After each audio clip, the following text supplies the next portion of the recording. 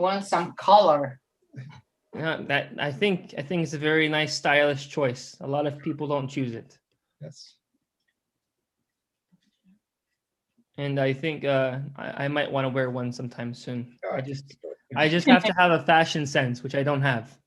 Well, we can help you with that. All right, I appreciate it. I last time I got fashion advice was back when I was in college, so I'm outdated by a few years now. So There was this wonderful lady in New York. I think I mentioned her name earlier, Vilma Ellis Henderson, the one who I told you I was traveling in the South with. And she was a member of New York Assembly with me. Later on, she became a counselor and quite an accomplished lady. So one day she told me, Hussein, I love you like a brother. And I traveled with you all over the place. But I hate the way you look. Oh, wow, that's pretty strong. The way you dress is awful. And then she said, my husband has a good taste of clothes. And he goes and buy all these clothes, tailor-made and otherwise. And he wear it a few times, then leave it in closet. Would you like to come and try some of them? And if you like it, I give it to you. Okay. No problem. I went to their apartment. Believe me, I picked up 4 or 5 suits, pick up a bunch of pants, and shirt. I didn't like to wear somebody's shirt. So for a few years, I looked so good. And this man. So we had another occasion was cute. Again, somebody complained about how I look. So I went to this fancy store, Bloomingdale is a big shop. So in the Bloomingdale, they have a people called image consultant. Really? Interesting. So if you don't know what to get, they come and help you. So I thought, okay, maybe I consult with one of these image consultants. How little I knew that this woman is going to cost me lots of money. So I told her, could you help me to pick up some jacket and pants? And of course, doctor. And they call me doctor to fool you. So she took me to different part of the store, a jacket, try this one, this match shirt. So that day, she cost me $6,000. It goes back 30, 40 years ago, and it was lots of money. So I stopped consulting with the image maker anymore. So I decide myself, I go to buy something, it lasts me a long time. Okay, that's enough of that. We have to move to Tahirih. Yes, of course. Well, we just got a nice intro there. I think we can all admit that we commonly share the poor fashion sense, and I appreciate that sense of commonality. You're right. So, hello everyone. Welcome. We've been having people join in on the Zoom, so we're kind of delayed on that, but we appreciate your patience as we are having people join on the Zoom right now. Now, the subject today is a very, very special subject. As you may know, those of you who have heard of Tahirih, she was not just an amazing person, she was an amazing woman. And her champion women's rights, she's one of the people who started that in a country that was one of the worst places you'd ever expect such a movement to start. But it was most needed. We can all agree. It was most needed. Now, the subject today is Tahirih of Persia and her American contemporaries. Champions women's rights has become more important in recent years, and you might think that fight for female justice started in the 1960s, or perhaps after World War I when women's suffrage was pushed forward. In truth, there were 2 simultaneous struggles for women's rights, both of which started in the mid-19th century. This is the 1800s we're speaking. One of them is known by an early meeting in Seneca Falls, New York in 1848, and the other began in Persia, now commonly known as Iran, in the 1840s. In the 19th century, in the 1800s, countless individuals believed in a new revelation, that it was imminent. They believed that something new was coming. And in Persia, the Bab, which in English means the gate, fulfilled, or it means the portal, if you will. It means multiple meanings if you go into an Arabic dictionary, but Baha'is use the term the gate. In Persia, the Bab fulfilled the prediction by several clerics of the appearance of the promised Qaim, the promised one. Tahirih of Qazvin, a city in Iran, a gifted teacher, was at the vanguard of spreading the Bab's teachings. She unceasingly proclaimed the Babi faith, and she brought a deeper understanding of his teachings to the rapidly growing numbers of his converts. Her vibrant poetry gave voice to her spiritual longing and passion, and its freshness reflected the vitality of the new spiritual teachings. She emerged as the most outspoken of the Babi leaders. The authorities responded by having her murdered in the dead of night. She was stoned and thrown into a well and covered in stones. The memory of her life survives in her poems. At the same time, many Americans believed the second coming of Christ was imminent. Several churches and movements emerged, some founded by women. Of course, in relation to this movement. Among them was Ellen G. White, a theological thinker who shaped the beliefs of the Adventist movements, Sojourner Truth, who came up from slavery to electrify audiences with her salvation preaching, and Mary Baker Eddy, founder of the Church of Christian Science. These women leaders were prefigured in the 18th century by Mother Ann Lee, founder of the Shakers, and the long-forgotten female exhorters. In the hearts of Persian and American women, God's hand was at play, orchestrating a realization of the spiritual basis of life and the need to move towards oneness. Now, this is part 2. I want to remind everyone that there is a part 1 that you can find on the Baha'i Center of Clearwater Facebook page. You can also find it on the YouTube, Clearwater Baha'is. This is sponsored and hosted by the Clearwater LSA. And further, for everyone to know, our speaker is Dr. Hussein Adiyeh. He was born and raised in Neyriz, Iran. He is a 6th-generation Baha'i. His ancestors figure among the first in Neyriz to accept the Babi and later the Baha'i faith. He immigrated to the United States at the young age of 17. And like many immigrants, he sought a better life here in America. And he worked and attended college. He got his doctorate degree in education from the University of Massachusetts. And he's had a distinguished career. He's done work with his education that is very notable, such as founding a school you should look into. Dr. Adiyeh, what is that school called? Harlem Prep School. Harlem Preparatory School. Harlem Preparatory School. You should look into it. They did amazing things. And we've also introed this in other videos. Please watch them. Now, he has written a book called The Foreigner, From an Iranian Village to New York City. And it tells the story of an Iranian immigrant to the United States in a series of moving and humorous episodes set against the backdrop of a changing Iran. The plight of the Baha'is there, the tumult of the 60s and the 70s in the United States. And if you want to find out more, I mentioned the school. It is www.harlemprepschool.com. Or again, he has some other websites. You can see it right now on clearwaterbaha'is.org, www.clearwaterbaha'is.org. You'll find that on our homepage, the websites that he has been not just contributor to, but really instrumental in. So with that being said, Dr. Adiyeh, welcome.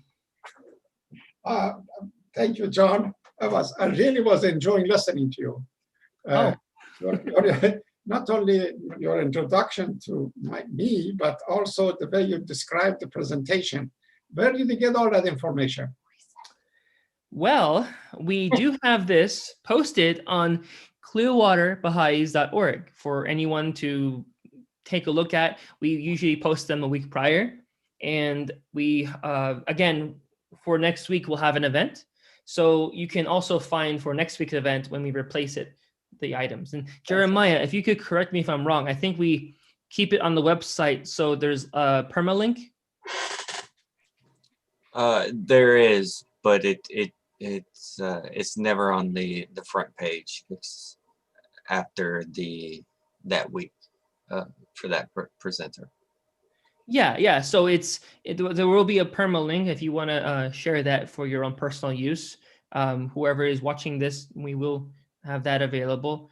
But for all intents and purposes, we on the homepage we showcase events, and that's where we got this beautiful introduction. Thank you. It was quite good. As John mentioned, last week we spent a good deal of time to talk about the life of Tahirih, and I may just briefly go over it, some general points so you know who Tahirih is. But before doing that, I thought I just mentioned, I think John also made a reference to it, that it's amazing that the appearance of Tahirih in Persia at the middle of 1840s was quite an unusual phenomenon. I think Edward Brown, who was quite a famous scholar and Orientalist, mentioned that the appearance of a woman like Tahirih in any country or any religion is an unusual phenomenon, but to her appearance and acceptance of the Bab in Persia, it was a miracle. And it was obvious really, because in that country that the station of women were pretty much the same as, not sometimes they refer to them as second-class citizen, but there was no such thing second class. They were really treated as a subhuman in that culture. And so Lord Curzon, who was the Governor General of India, appointed by the Queen Victoria, talked extensively about Tahirih, or Count de Guibnon, the French diplomat, who translated Bab's writing from French to English, including Bab's book Bayan, talks about Tahirih extensively. Who else talk about her? Consular Nicholas. Nicholas was a great scholar also, who wrote extensively about Babi period and also the contribution of Tahirih. Then another one, I just want to say a few things about some legacy of Tahirih. So you know that we are not talking about just an odd Persian woman, a poet who became Babi and then claimed some fame. There was a very famous Indian poet and by the name Iqbal.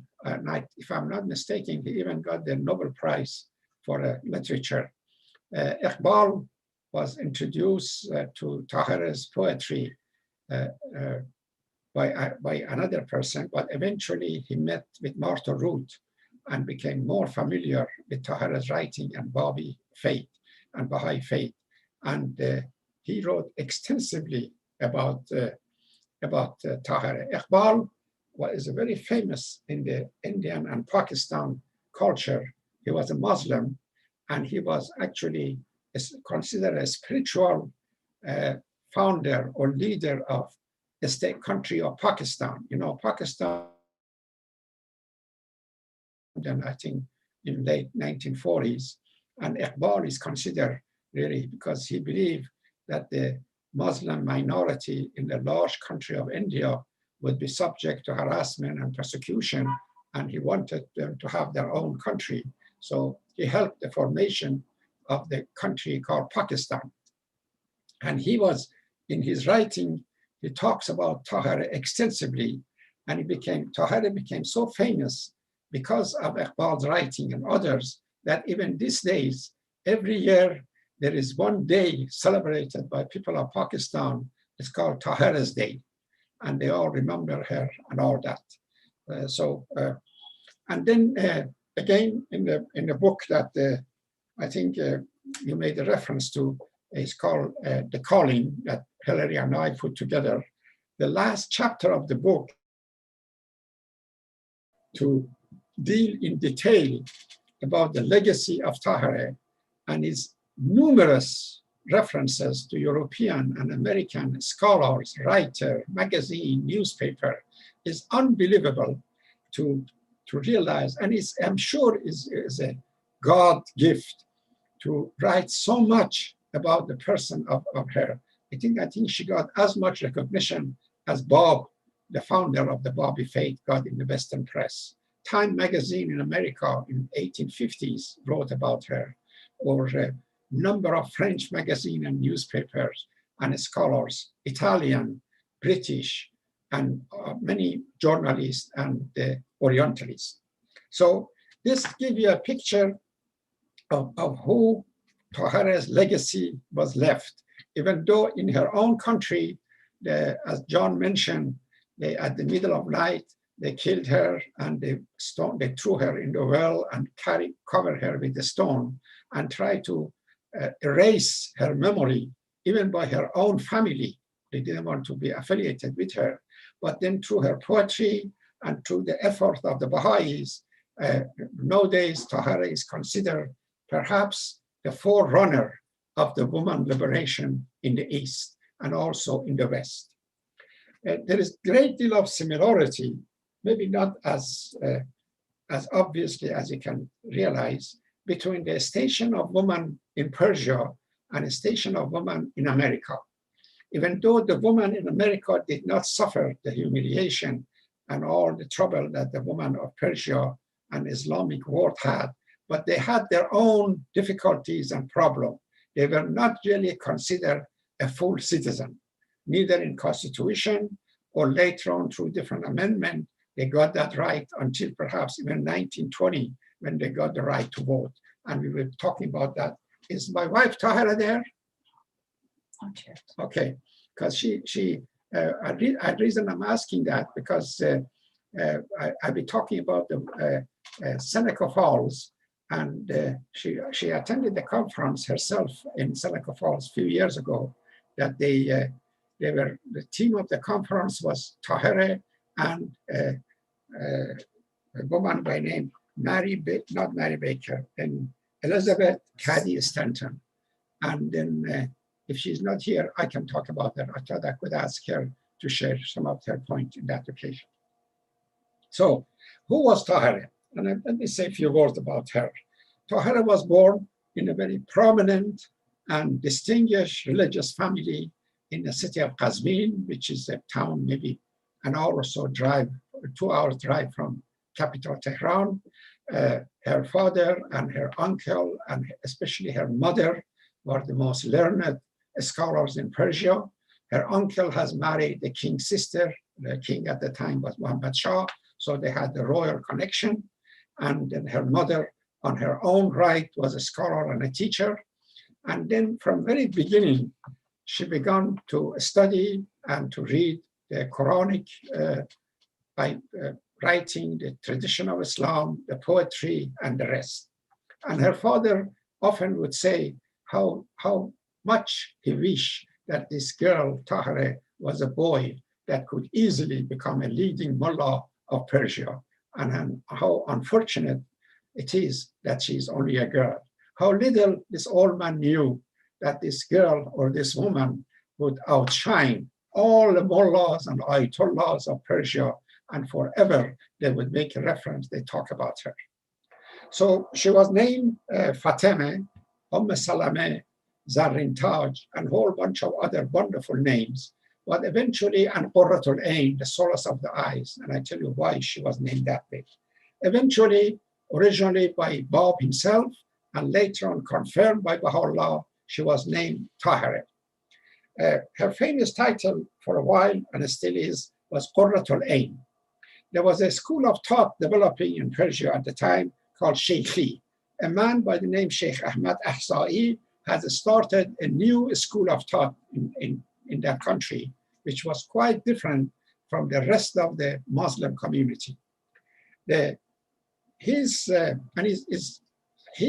ideology and his writing it was more of a showing that lots of stories and lots of writing in Quran and Hadith, they cannot be interpreted physically.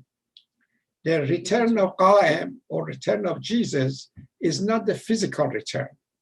This was really, it was a spiritual springtime or return spiritually, that when we say Qa'im would come back or Jesus would come back. So Tahiri became very involved in this movement, and then eventually she wrote some essays defending that school of thought. And the essays and what she was writing impressed a man by name Sayyid Kazim, who at that time was the leader of this movement, and he referred to her as Qurrat al-Ain, solace of the eyes. And so she's known since then among the Babis and Baha'is and non-Baha'i community as Qurrat al-Ain. She married to her simple-minded cousin by the name Muhammad, and they had 3 children, a daughter and 2 sons. And I'm sure she had the miserable life living in a confined marriage of a Persian Saddam. After she became a Shaykhi or follower of this new school of thought, she decided to go to Karbala, which at that time was the center of learning and center of all the intellectual and the giant of Islamic world, to study further and to meet her master, Sayyid Kazim. When she arrived in Karbala, she discovered the poor old master is dead, Sayyid Kazim. And Sayyid Kazim's wife invited her to their house to continue the lectureship of Sayyid Kazim, and she did that. The last advice of Sayyid Kazim to his student was that upon his death, they should start to search for the Qa'im, and he said his appearance is eminent, and you would find him anywhere. And I think you're all familiar with the story of Mullah Hussein and others who began to travel around, eventually end up in Shiraz, and eventually they became Babi, and the new faith had started. It's interesting that around the same time, or maybe sometime earlier, Tahiri had the dream.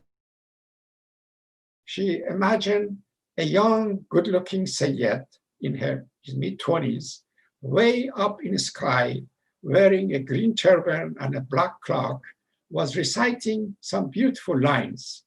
She either remembered that or she wrote it down, and she had those with her. And then she knew also, after realizing that the Sayyid Kazim has advised a search for Qa'im, and one of the people who were looking for the promised Qa'im was her brother-in-law. So she told her brother-in-law, I think her sister name was Maryam, and he said, if you ever find the Qa'im or the promised one, please tell him that I want to be also his disciple and his follower. When they discovered Bab in Shiraz, the man gave the message of Tahiri to Bab, and Bab accepted Tahiri as 17 letter of living. And the story of her acceptance and the life is fully detailed in the chapters of Dawnbreaker and God Passes By. Tahiri, after becoming Babi, became an amazing figure in the new movement, became one of the leaders of the movement in Karbala, in Iraq and Iran. And her lectureship and her conducting the lesson, mostly from behind the curtain, is well known. Her poetic ability was surpassed by her actual writing. Not many people realize, and I have read some of her some of her writing. Her writing is much superior to her poetry, but she's known for her poetry, so let it be. And something also has happened that you may come across those who really go deep in the life of Tahiri, that there are a number of poems which is not really hers, but for many years, Babis and Baha'is claim they are Tahiri's poetry. And the reason was, I discovered, that Tahiri, in the course of her lectures and her talk, she began to recite some poetry, let's say from Joe or Jack, whatever their name was. But then at the same time, because she had this great ability herself, she would add some line of her own to the poetry.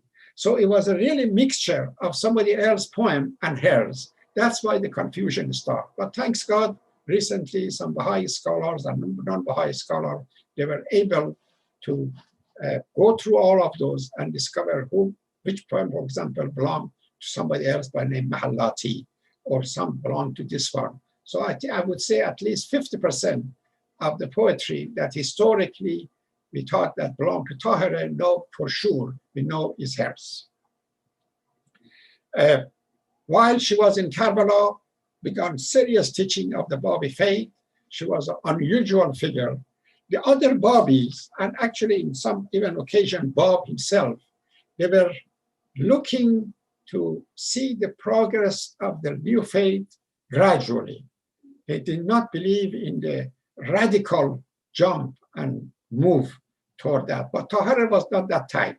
She wanted to break with the past, and she wanted to say that the new faith has started, and these are our set of our belief. And this actually even upset not only Muslim community, but even some Babis, that they were quite shocked that some of the things she would say or she would do.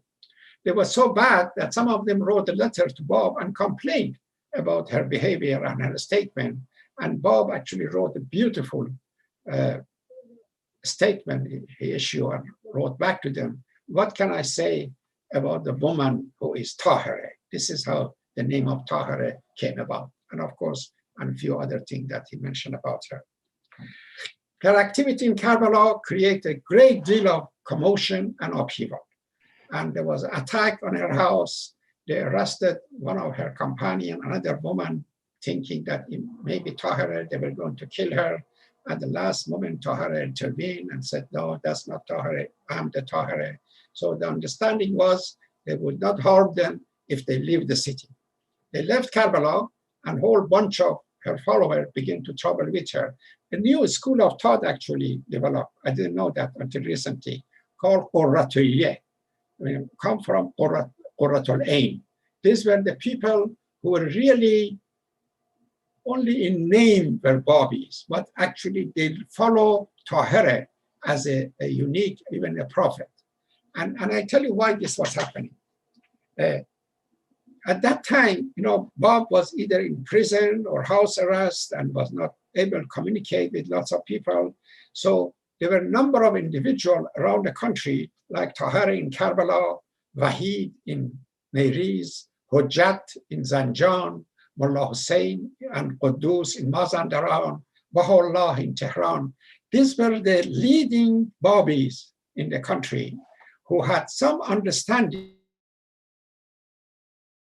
They had their own interpretation and their own contribution to this new school of thought.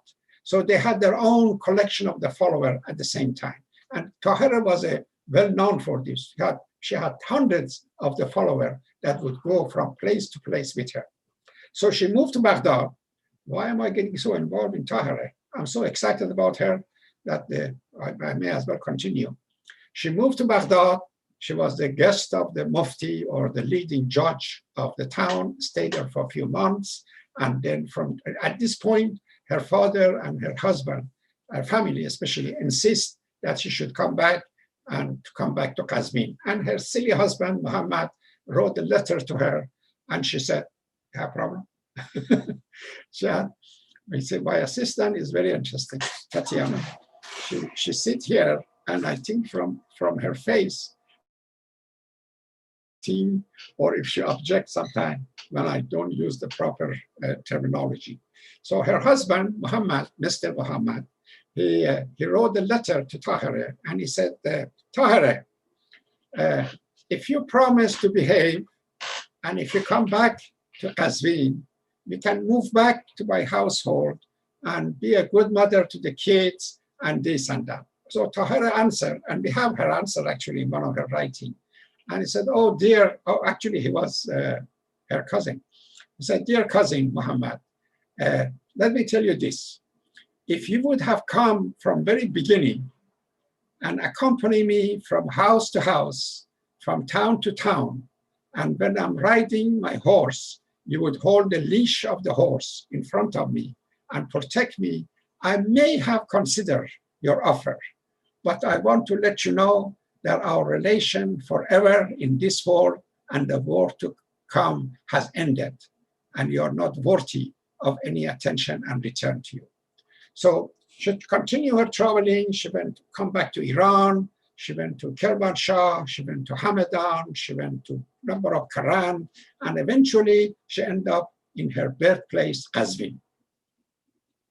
A couple of days after she arrived in Qazvin, there was a family get-together. Her uncle, a fellow named Mullah Taqi, who was a leading mullah of the town and one of the leading mullah of the country, was present in that meeting. And a serious attack on her started.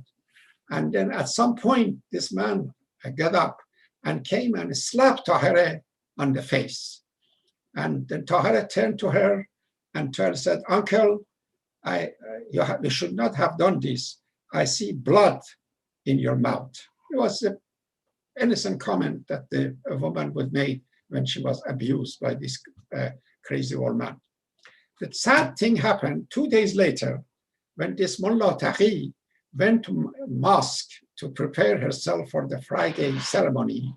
A Babi who was very upset with him because he was attacking so much of Sheikh Ahmad and Sayyid Kazim and all that, came from behind the pulpit and stick the dagger in his mouth and kill him on a spot. This created such an upheaval in Qazvin because everybody blamed Tahirih for this murder and this killing. She was put under the house arrest. A bunch of poor Babis were put to death. And the news got to Janab Baha. Who is Janab Baha? Janab Baha was a man by the name Mirza Hussein Ali, who later on we know as Baha'u'llah. He was a leading Babi in Tehran. He heard the news that Tahirih has been arrested. He's under house arrest, and a good chance that they would either poison her or they would kill her. So they made some arrangement through a fellow named Farhadi that come to Qazvin, and then at the middle of night, they sent a message to her that they would put a ladder against the second floor when she was in prison to come down from her room and get on the horses and escape from Qazvin. There's few of them. I don't know who else was with her. But anyway, they left Qazvin at the middle of night, and then they traveled all the way to Qazvin, to Tehran, and she became the guest of Janab Baha'u'llah, or Janab Baha, future Baha'u'llah. For the following 2 years, I would say, she was mostly in hiding because she was blamed for the death of her uncle. So she had to hide from authority and from others. Interesting happened after a short time in Tehran. A conference took place in a place called Badasht. And I'm sure you're all familiar with that also, that Baha'u'llah rented 3 gardens, 81 Babis attended that conference. I think the conference lasted 21 days, and the series of gathering was taking place. And it was there that Tahirih unveiled, removed her piece that was covering her face. And this became a big, big thing in that occasion and throughout the country. And this says, removing this piece from her face, the covering her face, it may not appear to be that significant. But the question of hijab and question of covering the woman's face was a very important issue historically in Islamic literature and Islamic tradition. We don't know how the woman looked like during the time of Prophet Muhammad himself. There are some indication that none of them covered their faces. And it could have been a later addition to this humiliation of the woman and put them down by covering them completely. So Tahirih, by removing the face cover, he wanted to again emphasize the breaking from the past, the establishment of a new faith. That's why this is very important. So I want to emphasize that I don't think just removing her veil was that important, but it's significant is the break with the past. And she did a whole bunch of other things that was signified that. That's why you have this sort of either theatrical planning of a game she and Qudus play in order to bring this point out. And Baha'u'llah was trying to meditate between them and try to reconcile the differences. After the conference, they went their own way. She was so anxious to join the forces of Mullah Hussein and Quddus in Tabarsi and dress as a man and to join the fighters and defender of the fort. But then Baha'u'llah advised her that it's impossible to get through. All the roads are covered and they're protected by this governmental soldier. There's no way she can get there. For the following 2 years, she was wandering all over Mazandaran, from town to town, village to village, and in hiding, and at the same time preaching and teaching and talking and all that. Eventually, she was betrayed, and there was a village in... Can you please repeat yourself? You said eventually she was betrayed, you cut out. Yeah, she was betrayed by someone who knew that she was in hiding in a village called Was. And then they came and they arrested her and they took her to Tehran. And it was in Tehran, I think for a period of 2 years, that was under the house arrest in the house of Mahmud Khan, the mayor of town. We have stories that what took place in these 2 years. She was the center of attention. On many occasions, people would come to visit her and enjoy her company. And the famous occasion is they said there was a wedding of mayor's son. And while the wedding was going on, everyone was around Tahirih, listening to her poetry and listening to her lectures. The end of Tahirih came, especially after that awful incident when the 3 crazy Babis, or 3-4 of them, tried to kill the Shah. They failed. They didn't know what they were doing. And then, of course, a massacre of the Babis started. Quite a number of them throughout the country, they were put to death. As you know, Baha'u'llah was thrown in the black pit in the prison and was exiled eventually to Iraq. And Tahirih, at that point, they decided to put her to death. They said during these 2 years, the king of Persia was Nasruddin Shah. You may have seen his picture some places. The pivot of the god on earth. And he offered to marry Tahirih, and he wrote her, proposed her, if you come and become my wife, I would make you the head of my harem, and you'll be my favorite woman, and this, that. And Tahirih wrote a beautiful poetic answer. We are not 100% sure of this interaction between Tahirih and the Shah, but most likely something has happened, because the 2 lines of poetry that said the Takht Taj Sekandari, and he said, you and your kingdom and your throne, let it be and have it. Me and my way, being a wandering dervish, I am happy with the way I am. You be what you are and let me be what I am. This was sort of a kind and nice answer to say no to a proposal. So that was the end of marriage proposal.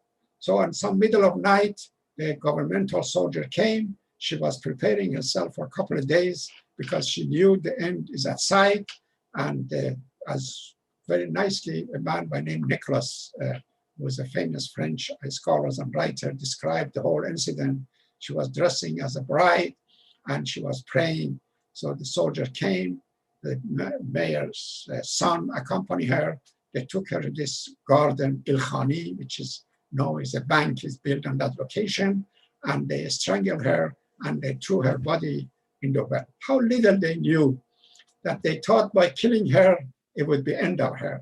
But they didn't know that a few years later, a woman by the name Martha Root, for example, would travel all the way from America, would go to Qazvin, and would find the house that Tahirih was living. The man who owned that house later on testified. And he said, I walked in that room and I saw this American woman on the floor prostrating and crying and praying. And this has happened all over. And so maybe not actually in her actual room, but actually in her memory. Hundreds and hundreds of people still today, they are mentioning her name. More than 1,000 books and article has been written about this woman. This is significant and this is unusual. Now let's talk about a little bit about the her contemporaries. What I discovered, Hilary Chapman is a good friend of mine that we have written a bunch of books together, and one of them called The Calling. And we discovered that, and we did some study, that at the same time that Tahirih was doing her thing in the East in Persia, there were a group of women in the West, especially in America, who were also awakened today, and they answered a calling, and they realized that the end time is at hand. And I did a little bit of a study about some of them, which I'd like to share with you. But here I have to refer to some of my notes because they get complicated. The one that was significant figure in the first awakening or first great awakening. These are the terminology which is popular among the Protestant religious figure, the first awakening and second awakening. The first awakening took place in 1730 to 1740, mostly took place in the western part of New York. And a woman by name Mother Ann, you see her picture Can you later. repeat her name? Mother Ann Lee, L-E-E. Who lives from 1736 to 1789. She was originally in England, and she was a Methodist. Oh no, I'm sorry, she was a Quaker. And then they had this unusual, and she collected a group of followers, and they had this unusual view of the praying and teaching, what was kind of unorthodox at the time, because what they would do at the time of prayer, they start to go through all kind of body convulsion and shaking, and sometimes they go on the ground and they roll over as they were doing their things. And so this group, they became known as Shakers. And I'm sure you have heard about the Shaker in England and persecuted. So they left England and they came to America, and they mostly resided in the western part of New York. Anne Lee was traveling extensively all over the place, and she collected a whole number of people. But there was something a bit unusual about their work.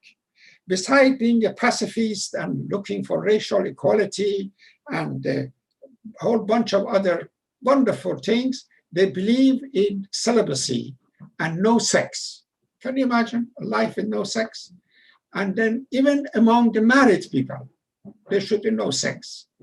And so this unfortunately led to, little by little, the whole movement was come to an end, because no sex, no baby, not much teaching. So that's the end of it. So what we have now actually from those days is this beautiful Shaker's furniture that you may have seen, and it's very expensive. There's quite a talent was going on to create and manufacture this furniture. So with her death, and then the movement began to die out, and that was the end of the Shakers.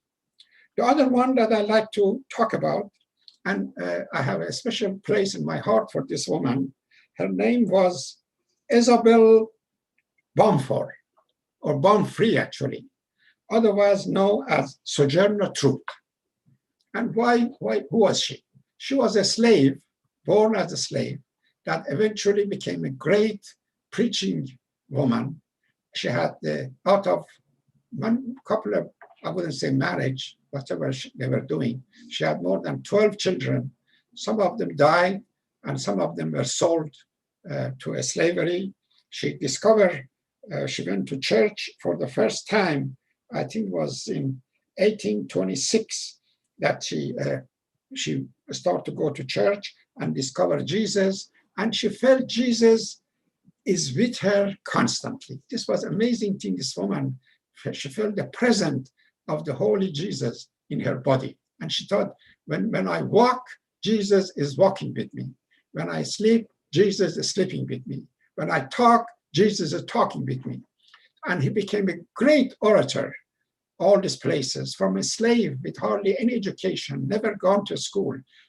Even when you listen and read some of her writing, you could see that she was not talking what they call it the proper English at the time, but she was a magnetic speaker, and she was doing a great job. And number of occasions, of course, she was attacked by the others, mostly white people. They said in one occasion, as she was talking, the group of young men in the front row start to scream, and they said, "You're not a woman." She look a little bit tough and rough. You will see her picture. And then she started to take her blouse off to show her breast. And she mentioned, "With this breast, I have fed many young boys like you, white boys." And then quickly, a couple of people jump and stop her from taking her blouse off, just to show that how spontaneous and how ready she was. Her talk is famous. I don't remember right now the detail of it, but she basically constantly quote Bible, but she must have a very good memory because she could not read. So she has listened. She talked about Esther in Bible. Is a great deal of stories about her, and they said her work and her encouragement of the Black men to join the Union Army and to fight for civil war was quite significant. The one interesting case was one of her sons, I think her name was Peter, was taken away from her and was sold. She was in New York, and was sold to this guy who was from Alabama. And they were not supposed to do this.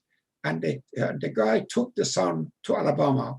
She went to court, actually, and she won her case, and they have to give the Peter back to him. And so this is a significant case when you study the history of abolitionist movement and what they went through throughout the histories. One more person that is Tahirih here? No. I think she forgot. Another person that I like to say a few words about is Mary Baker Eddy. Most likely you have heard about her. She lived from 1821 to 1910, and she was quite a significant lady also. She was the founder of the Church of Christ Scientists. In 1879, she formed that church. And then you know that there's a newspaper called Christian Science Monitor, which is a great newspaper. And number of magazine is put up by these people. This poor woman, she was very attractive in her young days, and she married well to start with, but then the husband died, and she married one or two times more. But each time there was some more tragedy. One became a playboy and she left him, and the other one was, I don't know, not very dependable. She was also physically often sick, and all this medication and doctors, whatever was available, would not help her. So she developed this school of thought that the mind and the spirit is really control your health. And through that, you can actually heal yourself. And you all know how the Christian Scientists, what they avoid, what they believe, and all that. But she is really a founder of one of the major Christianity's churches, which is well known. Also, beside these two women that I'm talking about, make a reference to, the spirit of time was, we concentrate on a woman, but you have to also remember there were people like Joseph Smith or like William Miller, who they very much were into the idea that second coming is at hand, that Joseph Smith, believed that Jesus Christ was living in the old days in America, and she discovered some books that known as the Book of Mormon. Poor guy, because of the controversy that started about his movement himself, was killed in 1844. And you know about William Miller, that he did some calculation studying Bible and came to the definite result that the coming of Christ would happen in March 21st, 1844. There's a little bit of different 21st to May 23rd, when Bob declared himself. Most of these people, unfortunately, they were not aware that a young man by the name of Mullah Hussein has found the second coming. And Bob has made the declaration, and Baha'u'llah complete the whole process. But then Villiers was very disappointed. And you know, these people, the founder of the Mormons and the founder of the Adventists, the two of them were all still exist, and they are very popular. Another person that I want to make a reference to, and this is not necessarily, even though they all had some religious connotation in this period, women were not allowed to preach and talk in the church. Like, for example, in Persia, that the talk was very unusual for Tahirih to give lecture and talk in the places. Here, they were not allowed. So sometimes they refer to some of these ladies that I made a reference to as a preaching woman. And then there were some, of course, that even though they were Christian, but they were more trying to bring about some social justice. And the big issue those days was either the giving abolitionist movement and the plight of the Black people enslaving this country. The other movement was the station of women and giving them the right to vote and the right to have some equal right in terms of divorce, in terms of division of inheritance, in terms of holding political position, in terms of becoming officially a minister in the church. And this was the work of few other women, which are quite historical. One was Elizabeth Cady Stanton, quite a significant lady. The other one was Susan Anthony, that you all know about. The other one was one by the name Mott, M-O-T-T. These were the people who were in the forefront of getting the right for the woman to vote and asking for their equality. And at the same time, of course, they wanted to solve some of the social problems. Alcoholism was a big problem. Prostitution was a problem. Child labor was a problem. And a whole bunch of other issues that only women were concerned at that time and trying to resolve. So they decided to set up a conference, and the conference took place in July 19 and 20, 1948, in a small town called Seneca Falls. And why Seneca Falls? Because this Elizabeth Cady Stanton was living there, of course, and she was a rich woman and a very prominent husband. So they made some request and connection with the Methodist church minister, and they get permission to use the church, and a whole bunch of people attend that conference, including 40 men, which they didn't expect that.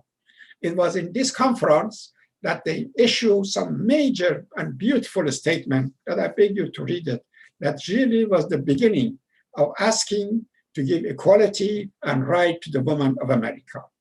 It took maybe 70 years, 1920s, I think eventually they got the right. And they said in 1920, there was only one of the people who were attending the Seneca Falls was still alive. In 1920, eventually women of America got the right to vote. And you can see in the year 2020, where we're living now, still we are dealing with the problem of gender equality and difficulty we are facing in this country. What has happened in Seneca Falls and that conference, it was so close time-wise to where conference of Badash took place. And it seemed that either some Baha'is or non-Baha'is, they recognized the significance of Tahirih attending the Badash conference and Elizabeth Cady Stanton attending Seneca Falls, that they have created this beautiful, what they call it? Mural. And it's hung on the, I was in that place, you should go and visit. It's a national place now to visit. They have that. In one picture, it shows Tahirih in a Persian outfit. In the other side, it shows Elizabeth Cady Stanton. And there has been a number of conferences taking place in that location dealing with these two women. That's why I was hoping that my wife Tahirih be in the audience. I think she went to sleep. And she forgot. We are getting old.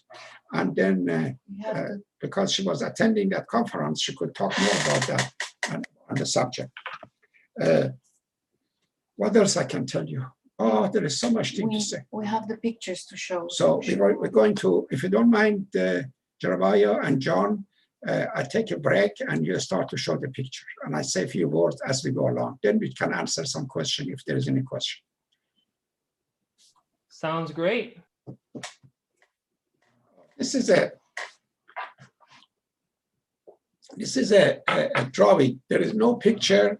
There's no drawing of Tahiri. So whatever you see anywhere is all imagination of the artist. So this is one presentation of somebody who did a good job and did painting of her face. I have a good friend in Romania, and for one of the book I wrote for the junior youth called, what's it called? Path to God, Search for God. For Search for God. In Search for God Tahiri is a story for the young and junior youth. And she did some drawing. This is Tahiri with the, what is it under it? I cannot read. Studying with her mother and sister. This is her mother and sister, and I probably the guy in the back probably is her father. This is her drawing. She's a wonderful artist and painter. This is the one thing she was lucky. I guess this goes with the territory. She was born in a very learned family. And you can see from this picture that not many Persian houses had their own library. And so this was quite significant that probably in this library, there were hundreds or thousands of books that she had access to. And from early childhood, she could go and research. And it was, I think, in this library that the historian believed that she discovered some of the Sheikh's book, Sheikh Ahmad and Sayyid Kazem, and became familiar with their writing and eventually accepted their school of thought.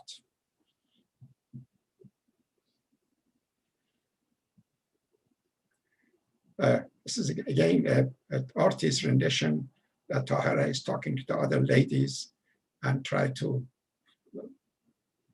this probably was in Karbala or someplace. This is a wonderful place. This is a church in Seneca Falls. It's so beautiful, actually. When you go there, right next to this church is a sort of a museum that they have a statue, they have writing, they have pictures. It's a delightful place to visit. If you are traveling at all in north part of United States or part of Canada, definitely you should include visiting Seneca Falls in your trip.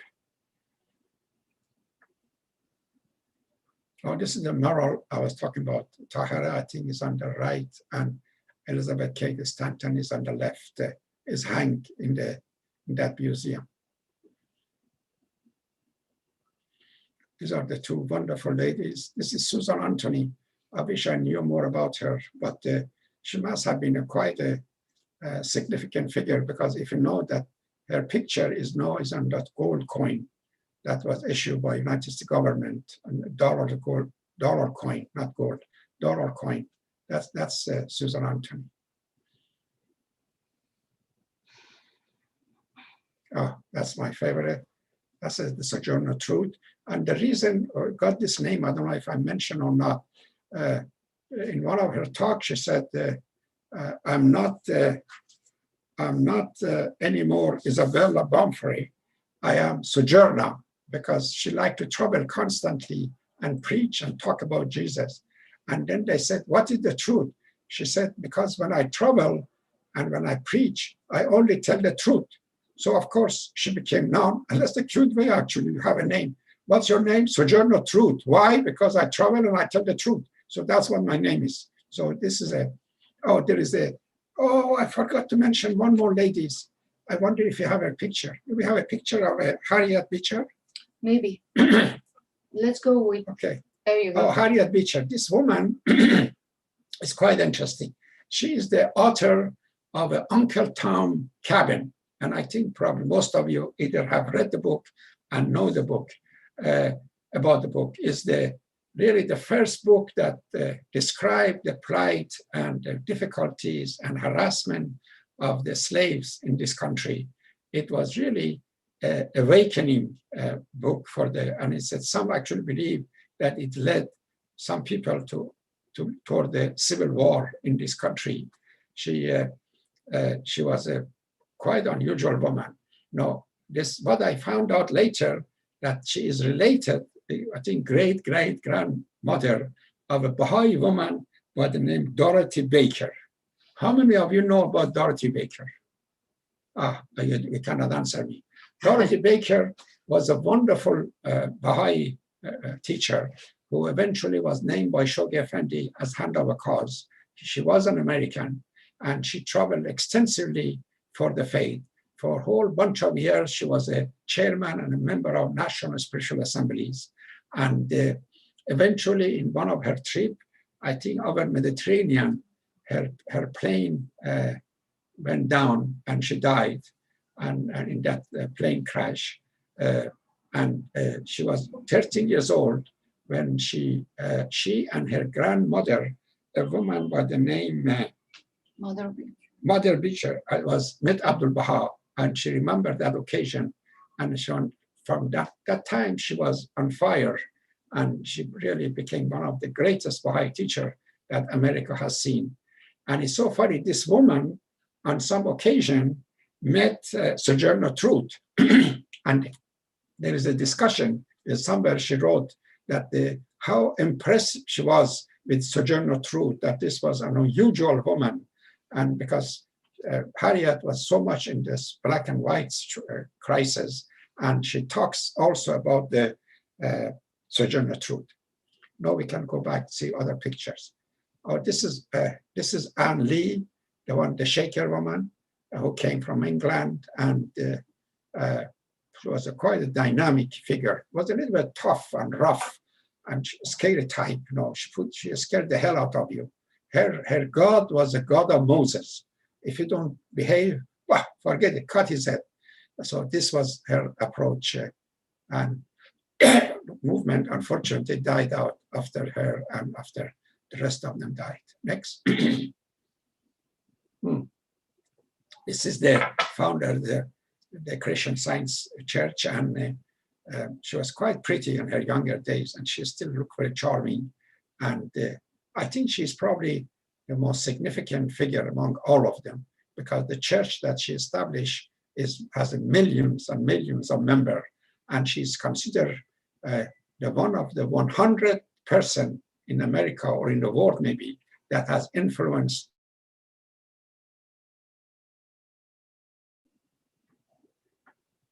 Next, do we have any more? You cut out when you were saying influence. Yeah.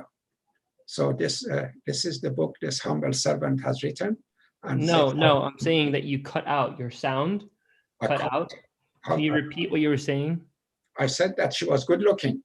No, the end was that her influence. Her the influence. Church Yeah, she was. I said she was the most influential church leader, and the church that she established, she probably is one of the major movement in Christianity, and she has the million and million. Actually, I come across few of member of her church. There was I was involved in a school called Harlem Prep, and one of our teachers was a member of her church, and she had a serious car accident, I remember, and she thought she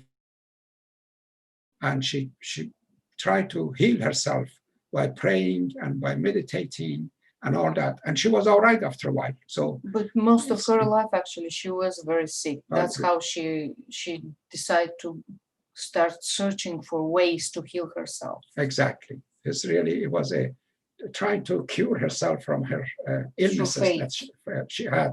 And then next to know, she started to write, and her writing, her book, I think she wrote a book. Let me see if I have the name of her book. Oh, she wrote a book called Science of Health. Something. Oh, Science and Health. Secret of the Secret of Science and Health. Something like this. This was his famous book. Her famous book that she wrote. Okay, I'm ready to answer some questions. Thank you. Thank you very much, John. Sure thing. So here is a question. we have from Norbert Dubois 2 questions. He says, Salam Hale Chotori Hussein, your old New York City friend Norbert Dubois. Number 1, do we know anything about Tahirih's daughter or her sons? About who? I'm sorry. Daughters and sons of Tahirih. Do we know? Oh yeah, she had, as I said, she had 2 sons and a daughter. The daughter died shortly after her mother was killed, most likely out of depression and sadness. But the 2 sons grow up to be some of the leading mullahs of Qazvin and Iran. Her family altogether tried to avoid identify themselves with her as much as they could, because they knew that she was sort of untouchable, and you don't want to be identified with her. So they avoid even, they changed their last name. No, originally their last name is Baraghani. They changed their last name, they called themselves something else, and they deny any relation. But I noticed lately, I saw a couple of indication on internet that some of her descendants began to regret what they have done. And they said, while the world is recognizing the station of their ancestor Tahirih, her own family ignore her, didn't do much. So that's all we know about the 2 sons and the daughter of hers. What's the next question? So the next question is, also, not only did Europeans write about Tahirih, but the famous French actress Sarah Bernhardt wanted to do a stage drama about the Persian Bobby martyr. They did actually, I can think of, if I'm not mistaken, there was a famous play was written by a Russian playwright that was put on a stage on St. Petersburg. And then I think was repeated later on somewhere in Paris. And then I think there's another play was written, I don't know if they put on the stage, called God's Heroes. And that's really a story of her and Bob and all that. So there has been some, I don't know particularly about this one that you're referring to, but most likely there was such a thing, yes. Yeah, Norbert, if you want to unmute yourself and explain, maybe it might help. Yeah.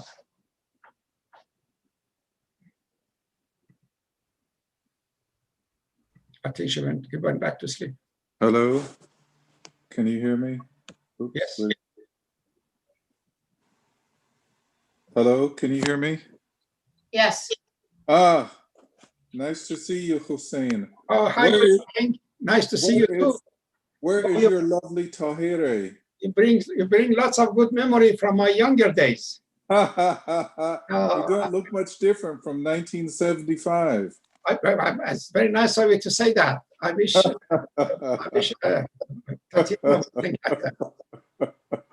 No, I told some of my friends to please watch this presentation of Tahirih. This is very remarkable. The last time I saw you was at ABS conference in 2013. How are Linda and Bobby? Oh, Linda and Bobby, they have grown up. Bobby is a big shot now. Bobby has moved to Texas. He's a dean of major law school. And Linda is becoming, just like her mother, fully committed to the faith and serving the faith. And she has 2 children, and she's a busy.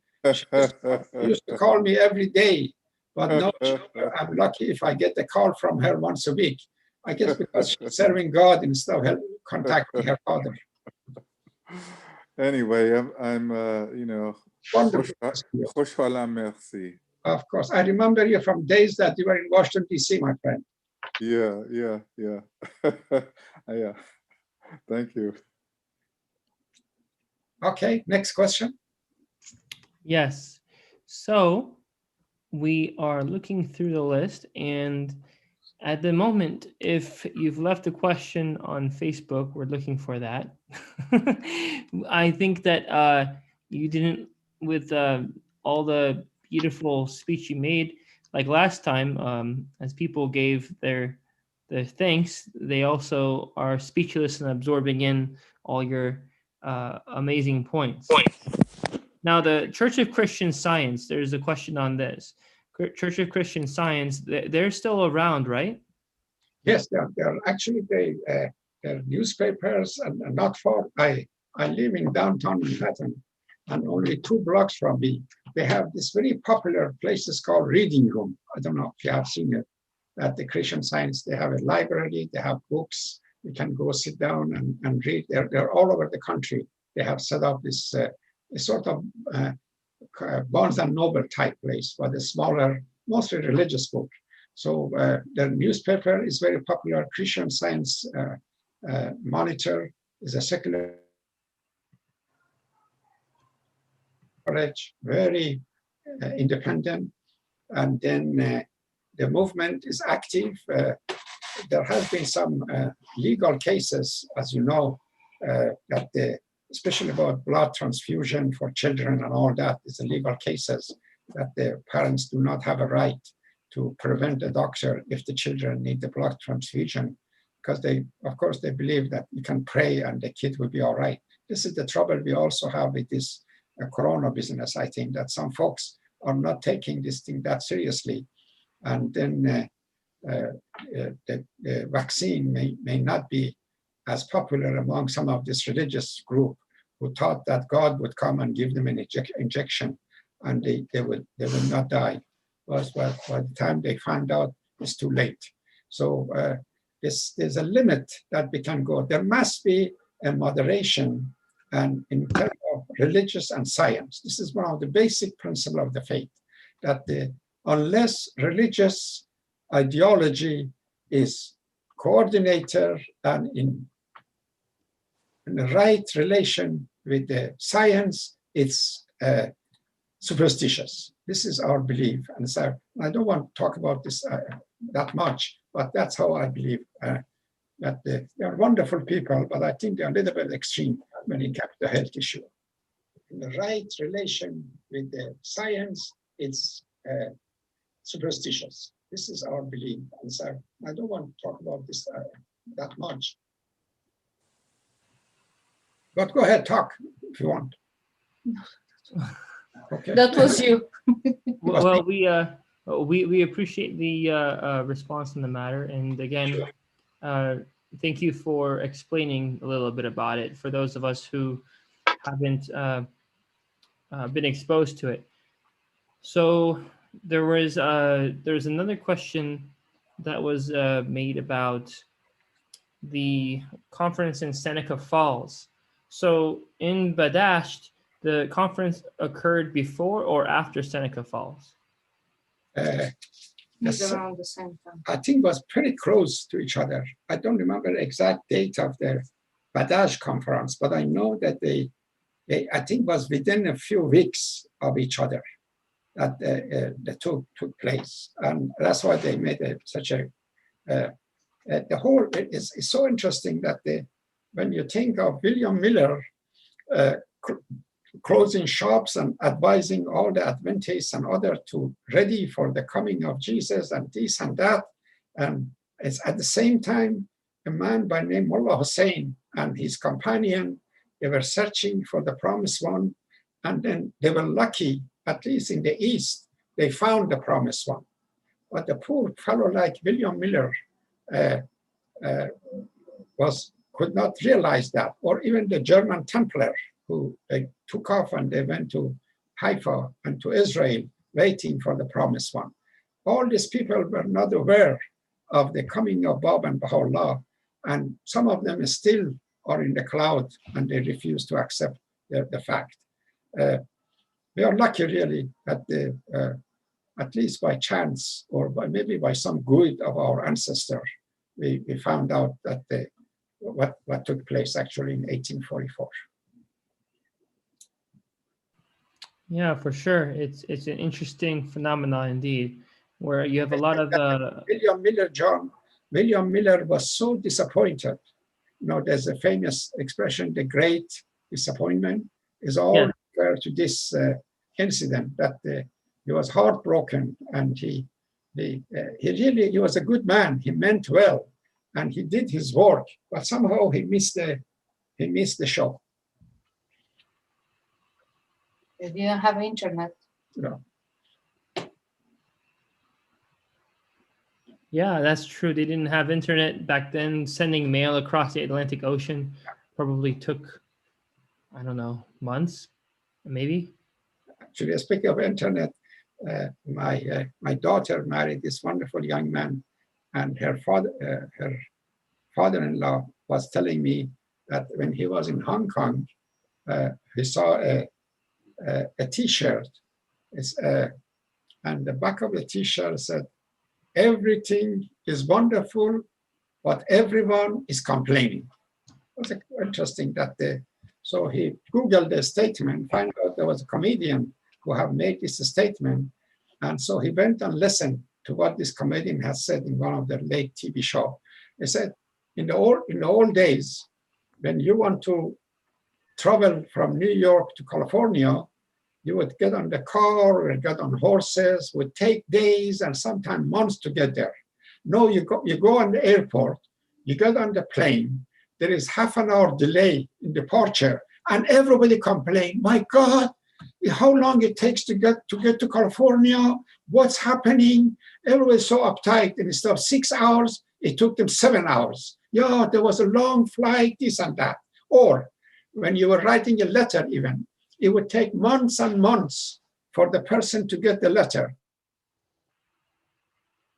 Internet doesn't come right away on, and you begin to hit the board and you say, oh, the computer is so slow today, I cannot get the, and you said, you just send the email, within a second, somebody in Australia get your message and you're complaining. So it was a whole series of this wonderful statement that everything is so wonderful, but at the same time, everyone is complaining. This is good for you and Jeremiah, who are in business of internet and computer, to not to complain when your system is too slow. Yes, we only complain when we ourselves don't do what we're supposed to do. Right. But yes, that's a very fair point.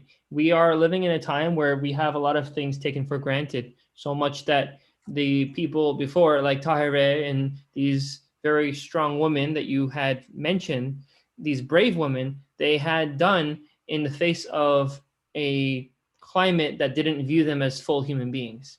And it's amazing because you mentioned, for example, you mentioned how the circumstances in Iran, they weren't viewed as equals to men. We understand that, but in a lot of senses, women were viewed as property, and that's not something that we would like to practice today. We don't want to practice that today. We understand how barbaric it is. The fact is, this is exactly what these women faced. Yeah. And somehow they managed to break through those barriers, such thick barriers. And it's one thing to be thankful for, that in this age, we have the technology we have. Right now, we're communicating. Who knows who's watching this from where? I mean, all of this is a phenomenon of today, and it is one of the blessings we have because of these people who they sacrificed their lives. It's a friend of mine who's a bit going too far in his belief. When Bob left with Quddus going for his pilgrim to Mecca, they were sailing on the boat, and the sea was rough and the trip was quite difficult and everyone was sick and all that. And they said Bob often pray that in future there will be better means of traveling and better means of communication. And this fellow Baha'i that I was talking to, he really believed that the invention of the plane, cars, internet is all because of those prayers of the Bab, which, well, we could say yes or no, but this is really the changes that we are actually, if you look at what we have now. Last night I was watching TV, and CNN had the report about 1918 influenza in this country, and how many people died, and how hundreds of thousands of people died simply because they didn't have any antibiotic, because antibiotics was discovered 10, 15 years later. Just simple idea of having antibiotic. You see what it has done, what a miracle we have, or even with this COVID business, that within the 6-7 months, they are able to find a vaccine that prevents you from catching this disease. These are all miracles. You know, we don't appreciate the progress that humanity, sometimes we keep saying, oh, things are so bad, the air is polluted, the rivers are dirty. Of course, there's the degree, but we got to sometimes emphasize all the wonderful thing that has happened for humanity. Almost 70-80 years ago, we got involved in a major international war that millions of people lost their life in the Second World War. Now, for the last 60-70 years, we had just some minor conflict here and there. Of course, life is important. Vietnam, Korea, or the Persian Gulf and things like this. So we are making progress, and we should be hopeful that better things are coming. Yes, yes. There's something interesting, though, since you mentioned the Bab in his prayer about sea travel. Baha'u'llah promises us that the means for the unification of humanity will be provided to us. For the promulgation of the message of Baha'u'llah will be provided to us. And that's it's not something to surmise over analysis and say, well, this may mean that. Baha'u'llah expressly promises us the confirmations that the means will be provided to promulgate his message. So irrespective of those who want to contend whether or not it has a direct effect, Bab's prayers, which I believe it does, it's very clear the prophecy Baha'u'llah has given for the means to be made available to us. And the fact that, again, we're here today, it's a testament to that. So how about we do this next week? I would introduce you and you give a talk. You sound better than me. I think that's what we should do. No, thank you. No, I like dialogue, as they call it. That's wonderful, John. That was a good statement. But thank you so much for joining us today. Really, thank you so much. It is around that time for us to actually leave and say goodbye. But we do want to ask, if you could, how can people find more information about this? Could you please share links or where someone can search now after having watched this video? There is a website called tahirihthepureone.com, okay, which contain a lot of information. And of course, Amazon and Baha'i Bookstore are carrying the book, The Calling, as well as the book for junior youth. Okay, cool. So what is this book for the junior youth? Let me show. She's right there. Diana is getting the copy. You know what happened is that the emphasis that the House of Justice has put on the junior youth these days, Hillary and I decided to write some books that deal with the, how do I show this, Tatiana? Just show it in front of you. Yeah, just bring it a little closer, if you don't mind, to the camera, the one in front of It you. says the chosen. Well, you cut out. So Oh. Okay, I see the book now. The All book right. is The Chosen Path, Tahirih of Persia and Her Search for God, and is a specifically created version of the life of Tahirih to appeal to junior youth age. Beautiful. Is description of her life. And it's very, very easy to read, and also is not expensive at all. If anyone wants any copy, please probably just text us through our Facebook page, and we can send you a PDF file. And that Facebook page is the name of this book? No, the Facebook page is Tahirih the Pure One is also Facebook page as well as website. Okay. So you can find us on Facebook by Tahirih the Pure One, and you can leave us a message there. We will respond right.